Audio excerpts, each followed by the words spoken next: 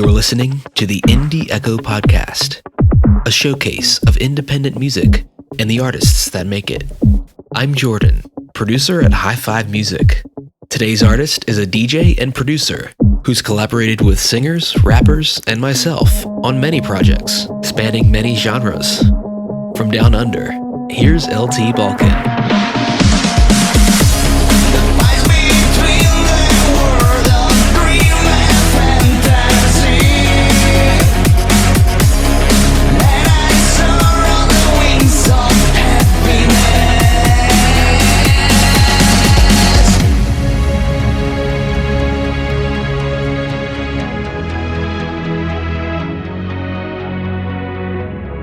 My name's Balkin. I live in a small town called Castiglia, which has got under 2,000 people.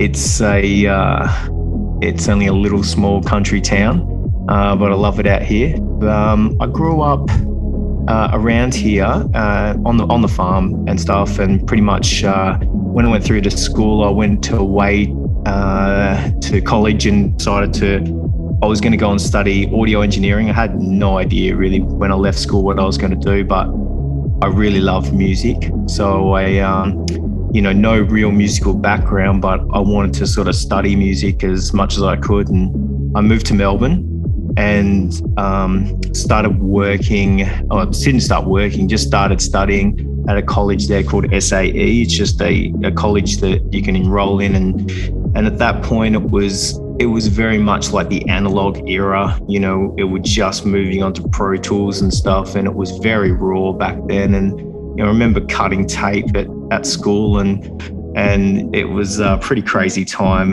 We really didn't learn much. We were pretty much partying all the time, and I met a guy there called Nicky G, and he was a DJ, and that's where the other avenue. I thought, if this music thing isn't really working out, let's go into the DJ side of things as well. So I was still recording punk bands on the weekends and going to the gigs, but they weren't really paying that well. Neither was really DJing. So when I moved into DJing, it was just really more about the party side of things, but it was my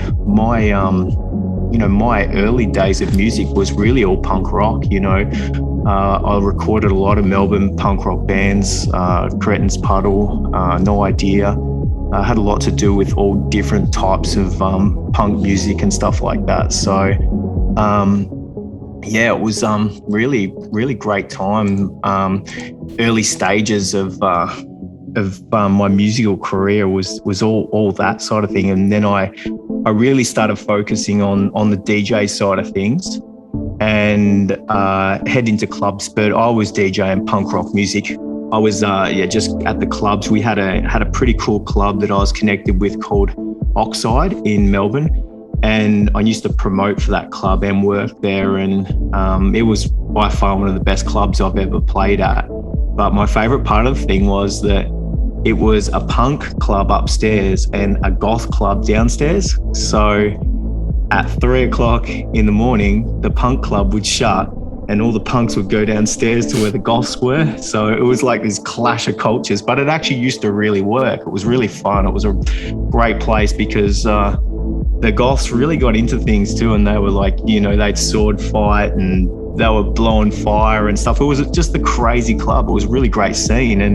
And I DJ'd there for a number of years, and maybe a couple of years anyway. And I moved throughout a few clubs in Melbourne, another one called Subculture and stuff. But, it wasn't anything electronic what I was doing. It was just, we were just dropping in songs after each other as punk rock DJs did.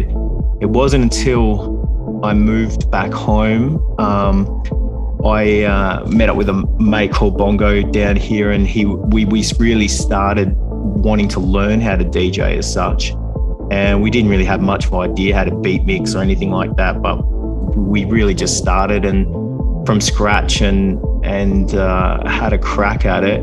And that was probably the start of the dance music scene. Was probably just sort of started in Melbourne, the early days of it.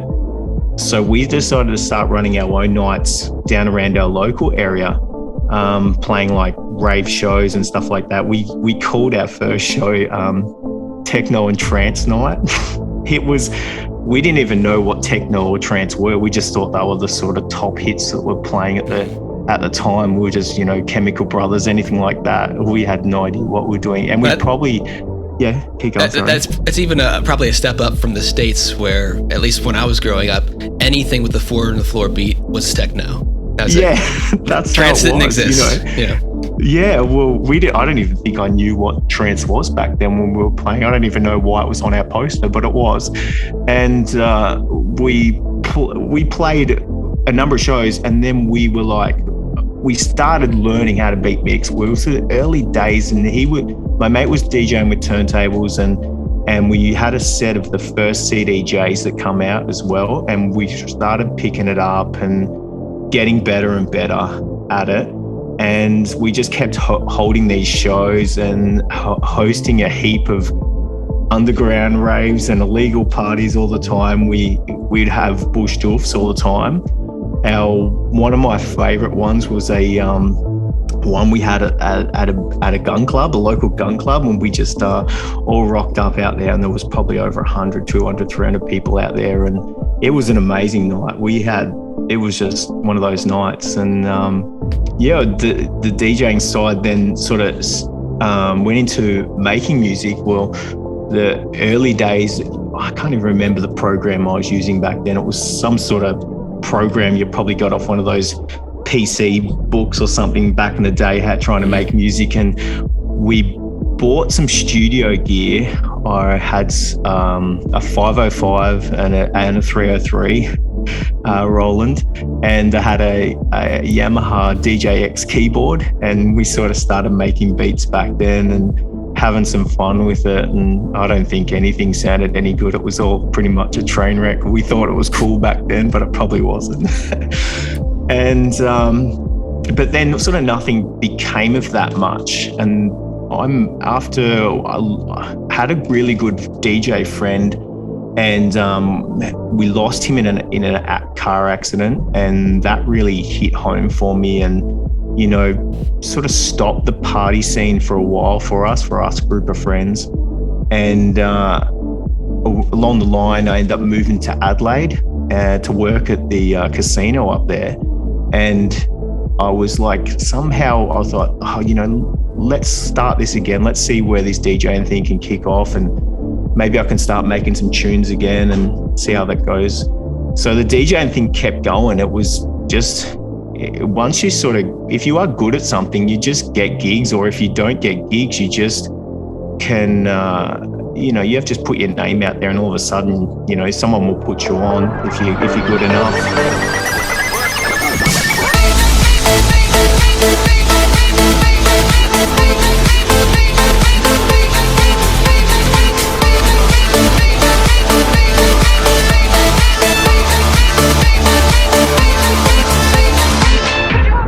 We ended up having a residency at the casino, which was pretty cool. Every Wednesday night, we'd go there and play house tracks.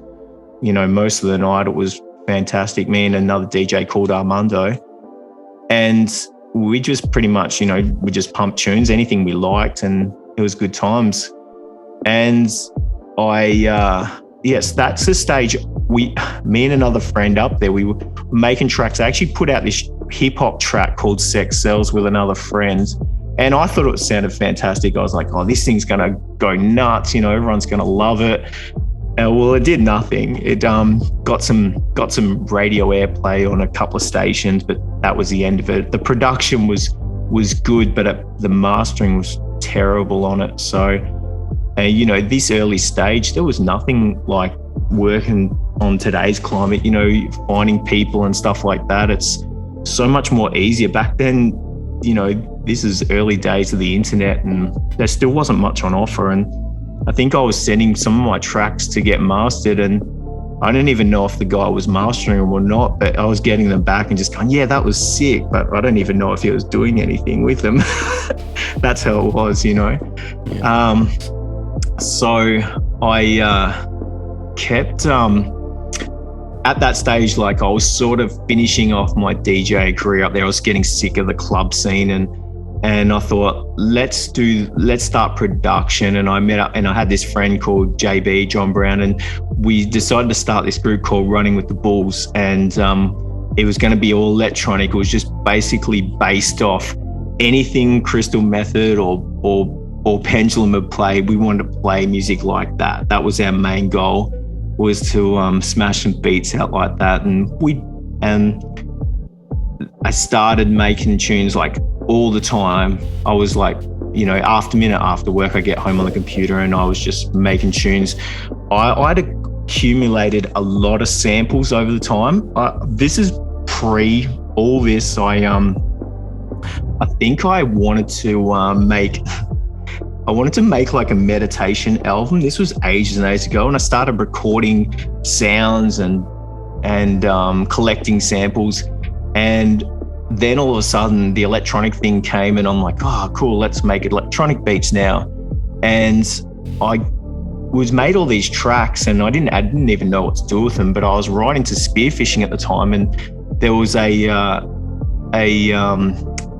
magazine that it was making DVDs, and they were looking for music, and I was sending them my tracks, and they were putting them in the DVD. So all my tracks are like all over these spearfishing movies, and it was pretty cool. And because I didn't have anything to put them out with, I was just like making them, putting them on SoundCloud, and then that was it.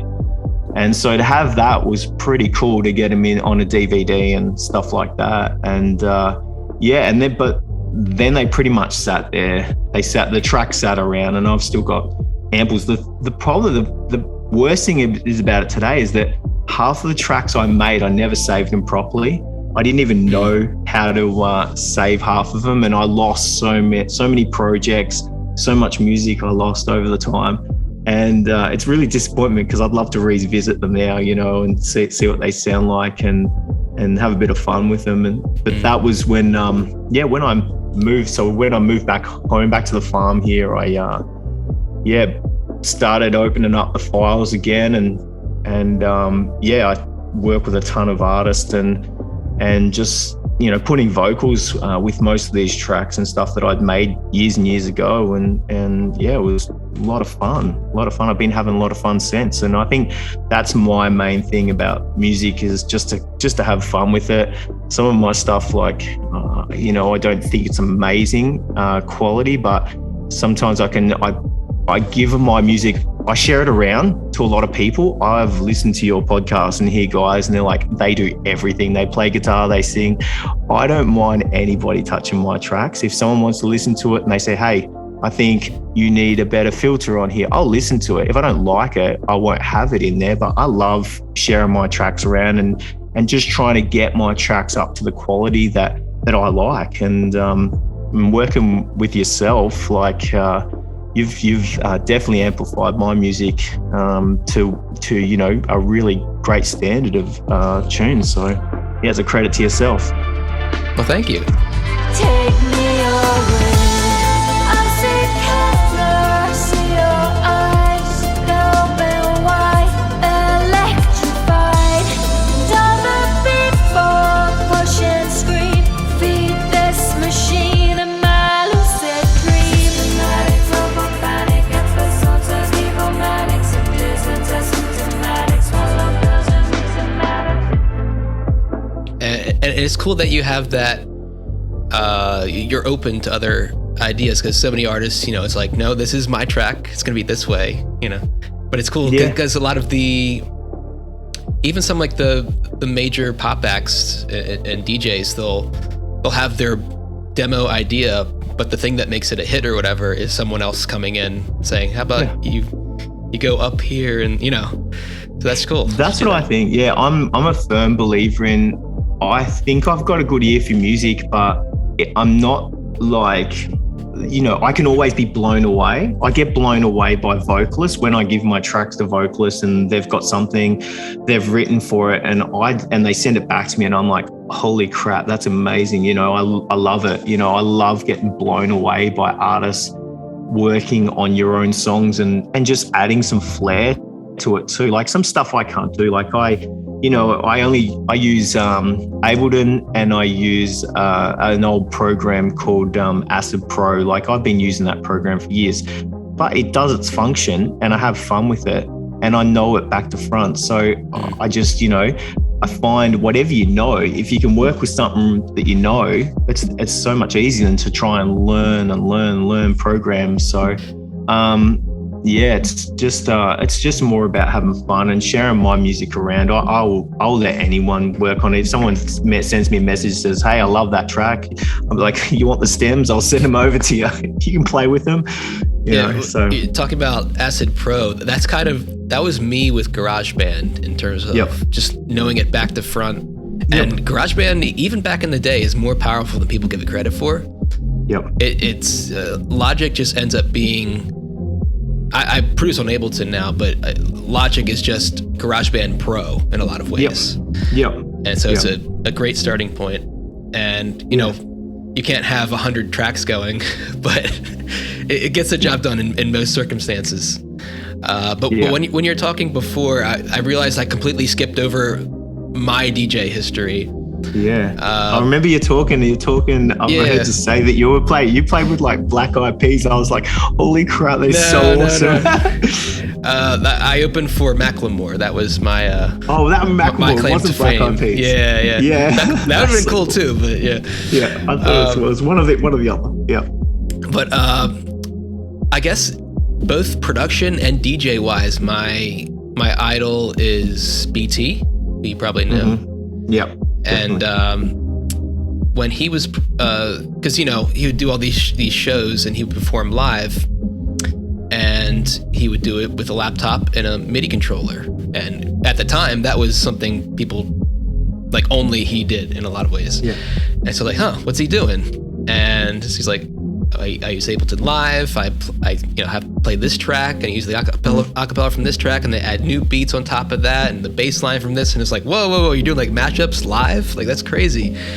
And so that's what I started getting into. And I have two younger brothers, and my dad, from his time in a band in the 80s, 90s, we had these speakers in the basement. And so you're like, could we start a little DJ business? And so we started doing birthday parties and weddings and things, and it became pretty consistent.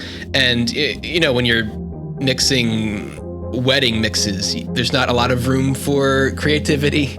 But I would try to have fun with it, and still having some semblance of a mix going. But the most fun gigs were the parties with friends, the Halloween gigs, the opening for people. Probably the most fun was doing like entertainment conventions and anime conventions. Because you got to just geek out and play things that you wouldn't be able to play anywhere else.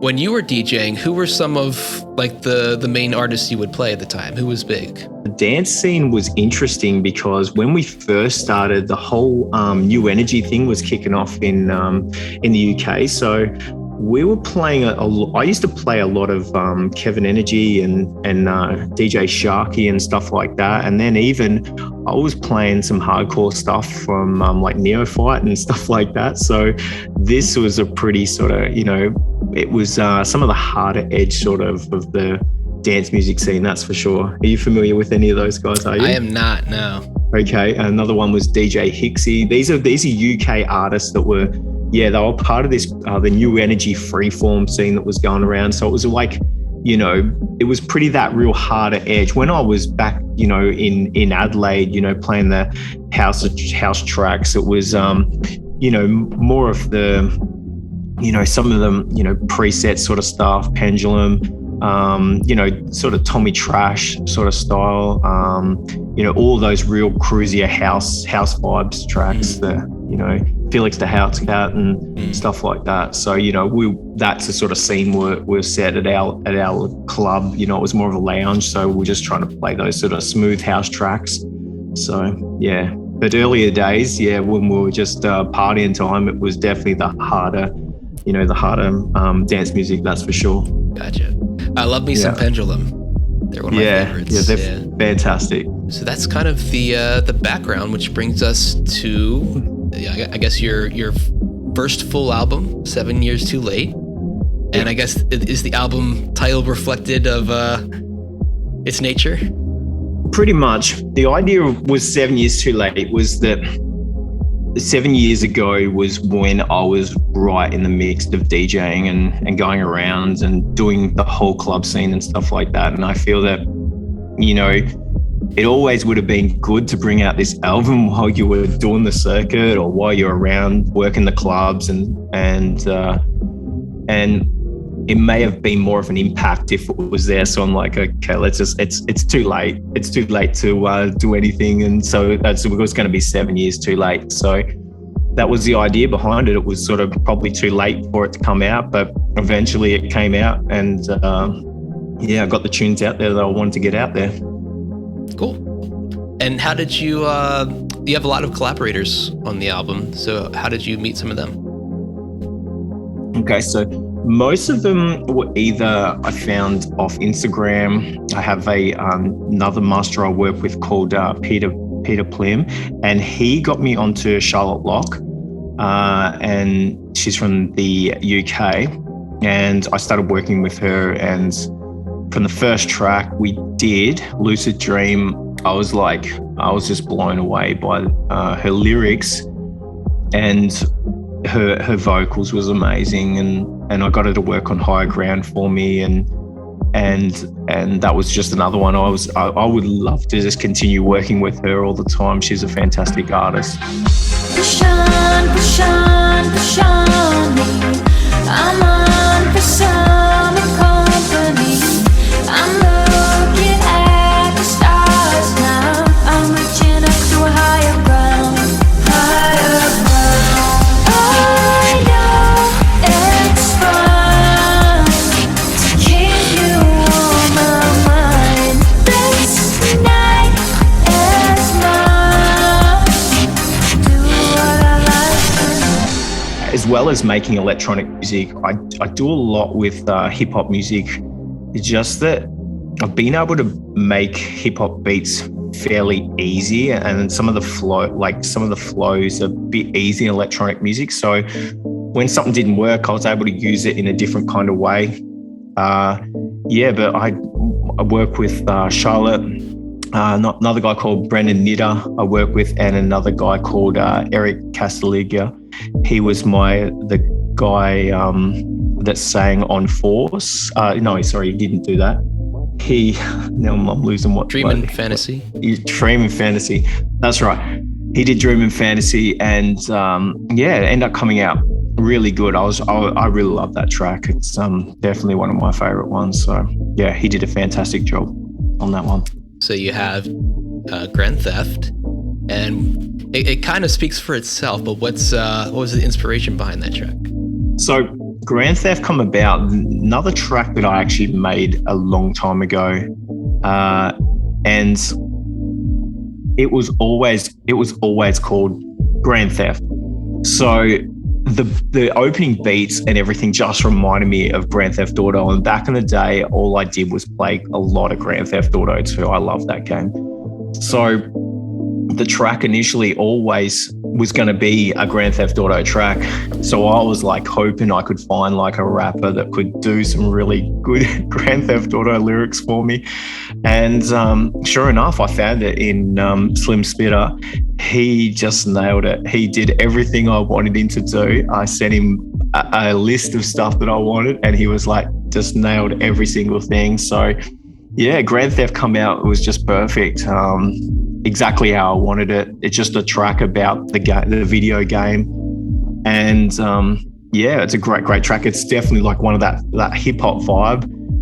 Definitely not really, I call my music electronic just because it's all electronic produced. So it's just the overall genre I use, but I definitely do a bit of the hip hop thing. So that's how Grand Theft come about. And I love the track, and it was a good fun track to work on. And yourself also added in some flair into the track and did a fantastic job with the master as well. Thank you. A couple stars bars, I ain't even worried about that. Let me go pick up my partner, I'll be right back. Got a problem, call the gang, we'll solve that. $1 million in the bank, gotta watch it all stack. Rolling through the city, what you feeling like? About to spin around the block looking for a fight. I'm getting money on a mission and I'm strapped up. Pull up in the wrong hood, get clapped up. Like a lot of DJs and producers, like they'll be like, oh, I have a new track, and you'll kind of know what it's going to sound like. But I appreciate when an artist like is very diverse, and you're like, oh, what is this going to sound like? You know? Yeah. And it's like, oh, 90s hip hop, let's go. You know? Yeah. Yeah.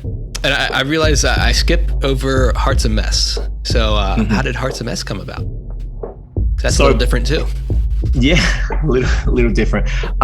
So Heart's a Mess come about. I'd done the show, so for 7 Years Too Late, I was looking for an artist to help me out with the vocals and over where I am. So I was trying to do a live show. Now I found this vocalist that lives an hour away from him called Alison Newman, fantastic lady. And we started working together, and she's like, I love these tracks. I love High Ground. I love Lucid Dream. I want to sing at your show, and that'd be great. And so we started. She did a fantastic job at the show, and yeah, everyone loved her. So I was like, I want to do a track for her. Let's make a track. Well, I had the track already done. The track was had been made for a while, and then we sort of collaborated, and I knew it was going to be very similar to Free My Mind off the 7 Years Too Late album. I knew that was going to be the sort of style because I had such great feedback from that track off the album that Free My Mind probably got the most feedback from all my songs that I released off that album. So I thought, let's just try and capture that vibe again and see how we go. So Alison did such a fantastic job at the show. I was like, let's do a track. So we started working together, and it come out really good. I definitely love it. She's got a very high vocal range too, so it's amazing job what she ended up doing with the track. So I was really pleased. I actually wrote the chorus myself too, so she was like, I don't really know what it's going to fit. And so I'm thinking in my head of what it was going to sound like. And I said, okay, I've got these lyrics down. I reckon that they're going to work. And sure enough, I sent them over to her, and she's like, they work. It's amazing. And so, Awesome. That's how it happened. So that's how Heart's a Mess was sort of born. And it doesn't really mean that much. It was just meant to be a really positive, uplifting track. So who is that in the mirror? I'm contemplating everything, just hoping it become clear. Yeah. I can feel the weight of the world pushing down from every angle. Can you see the light between us fade away beneath our dreams? People around us, so much stress. We are on this journey together. My heart is a mess. Heart is a mess.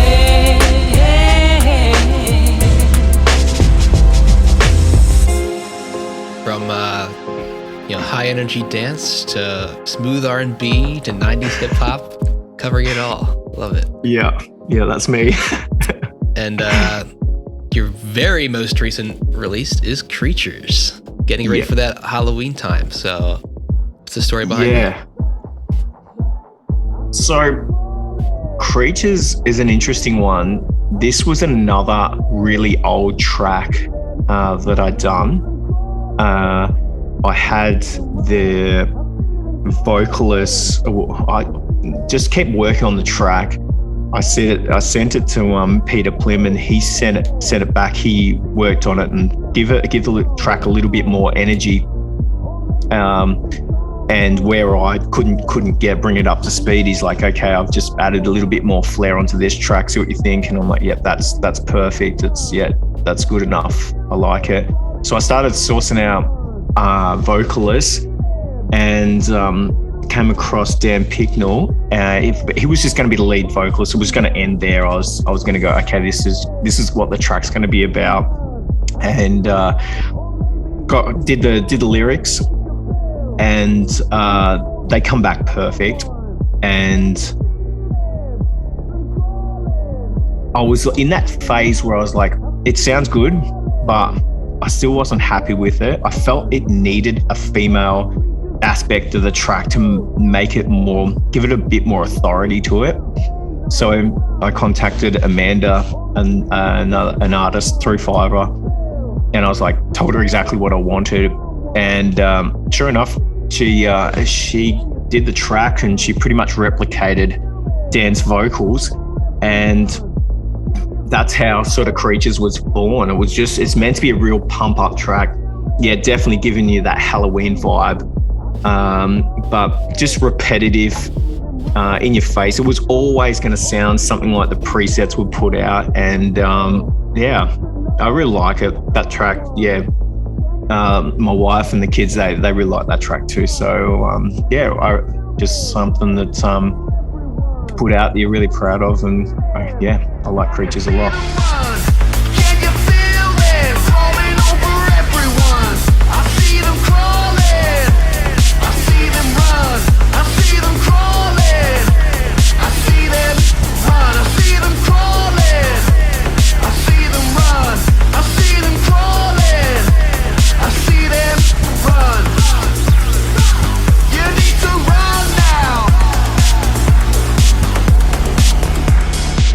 Being a producer, like, you get to you've already worked with tons of talented people, but is there like a dream collaboration of yours, like you would, maybe another producer you would want to work with? I've got a list of people that I, definitely idolize. The Crystal Method, one of them, amazing. I really love those guys. I love Pendulum.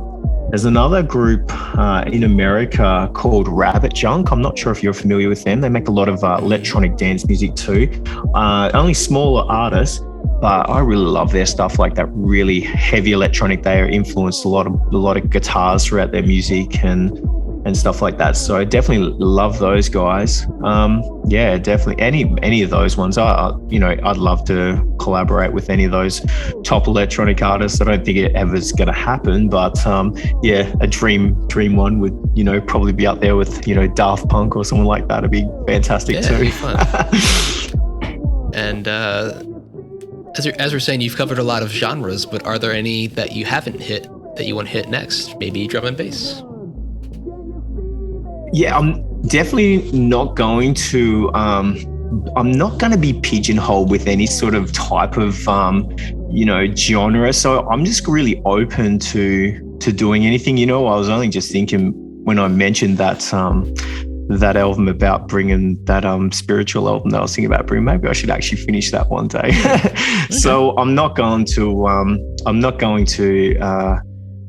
just gonna keep making music for the fun of it. Anything that I really want to do is I'm just gonna keep putting out, the music that makes me happy. And if other people dig it, then that's awesome. I love people listening to music and getting feedback as well. It's fantastic, hearing from people throughout the world saying, yeah, that song's awesome. Keep that up, so I think, just keep making music and what makes you happy, I suppose. So yeah, definitely open to all genres. I've actually did a jazz track as well for Alison.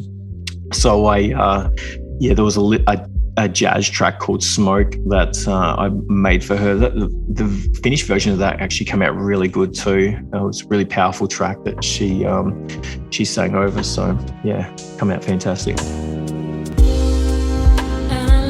You far behind, and I let you down tonight as I head up by myself until you fall into my eyes, and I feel it deep inside. It's forever you and I, and I'll be this way, I'll feel this way.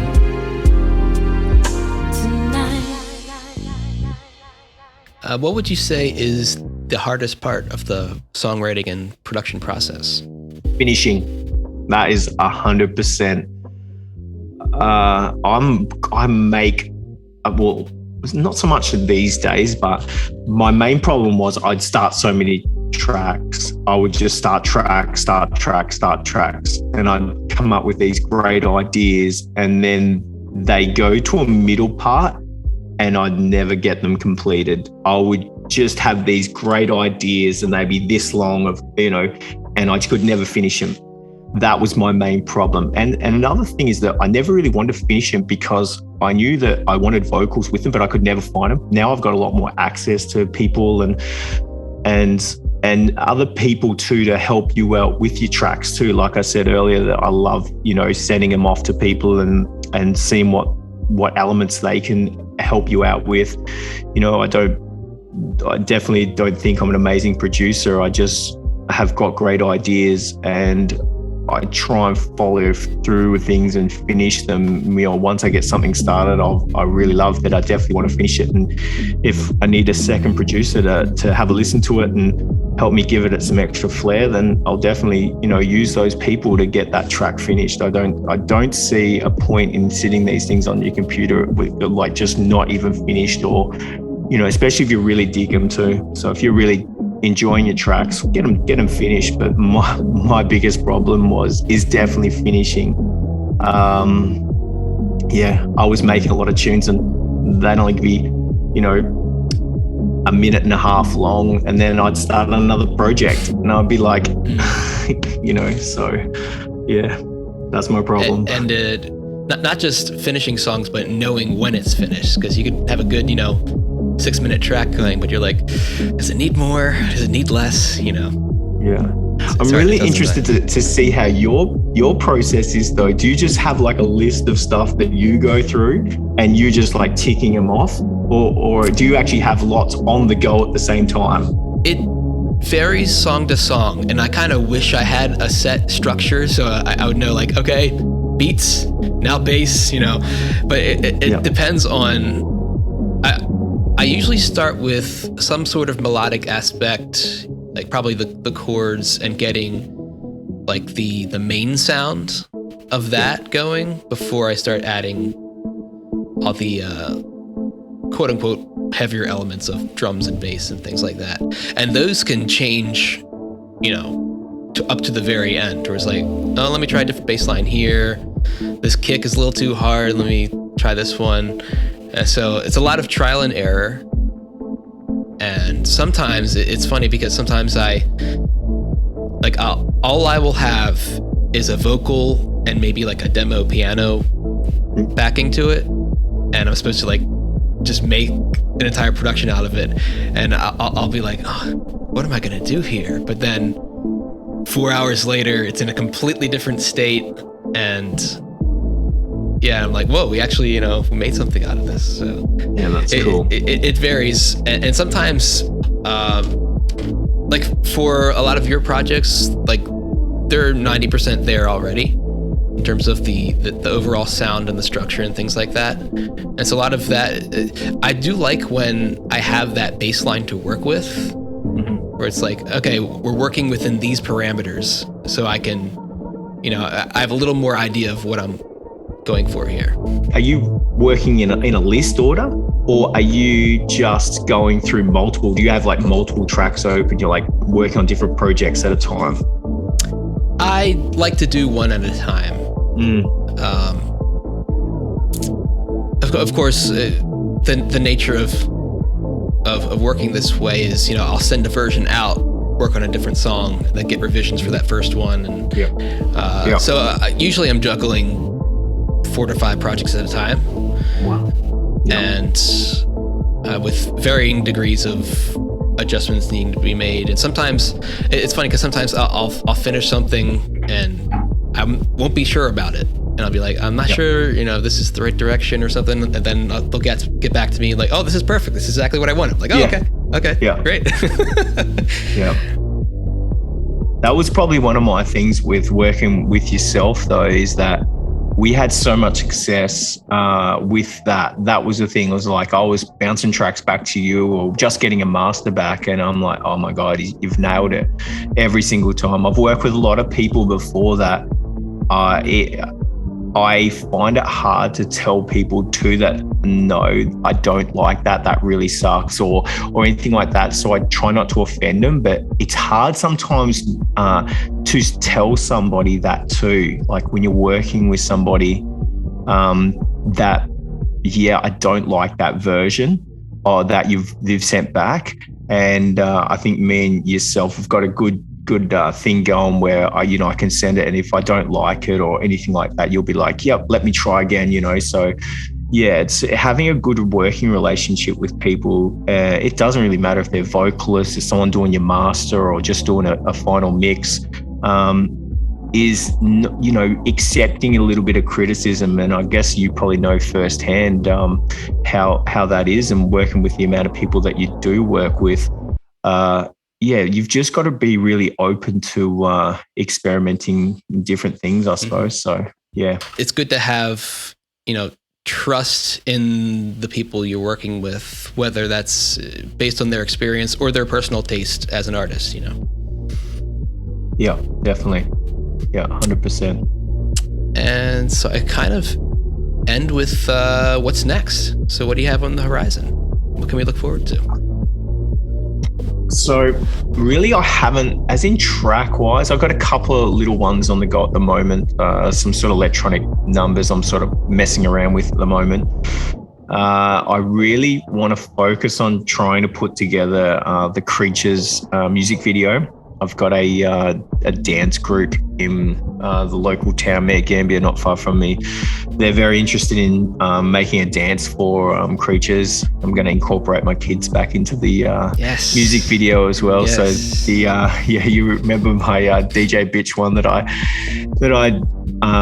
did the filming for and used my little boy Fletcher, who's 3, and little girl Lexi wasn't in there. She didn't play. It was Fletchy played the main character in that role. So they're definitely going to be in Creatures music video.